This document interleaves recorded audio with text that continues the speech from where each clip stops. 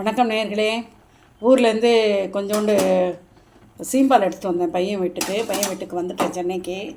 முதல்ல இருக்கிற இந்த பால் நல்ல மஞ்சள் கலராக வந்தது இல்லைங்களா, அப்புறம் கொஞ்சம் கொஞ்சம் தெளிஞ்சிருச்சு 2 நாள் 3 நாள் ஆகும்போது. வெள்ளிக்கிழமை தானே கண்ணு போட்டுச்சு. அதனால் நேற்று வந்துட்டு இந்த சீம்பால் இங்கே பேர குழந்தைங்களுக்கு செஞ்சு கொடுக்கலான்னு காய்ச்சிட்ருக்கேன். பாருங்கள், இந்த நல்ல கனமான மண் மாணலில் வச்சுட்டேன். நல்லா சுண்டிகிட்ருக்கு.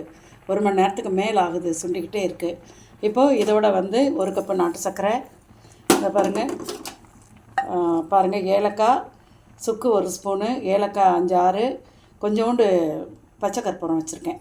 இப்போ இதையும் இதோட போட்டுட்டு இப்போ இதை நல்லா நம்ம சுற்றி விட்டோம்னு வச்சுக்கோங்களேன், ரொம்ப டேஸ்ட்டாக இருக்கும். ஏன்னா சீம்பால் செய்கிற முறை சில பேருக்கு தெரியாது, ஏதாவது ஒரு மாதிரியாக பண்ணி விட்ருவாங்க.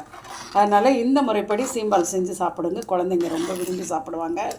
எங்கே கிடைச்சாலும் 1 லிட்ரு வாங்கியாவது கண்ணு போட்ட இடங்களில் சீம்பால் பசங்களுக்கு செஞ்சு கொடுங்க. நன்றி நேயர்களே, பாய்.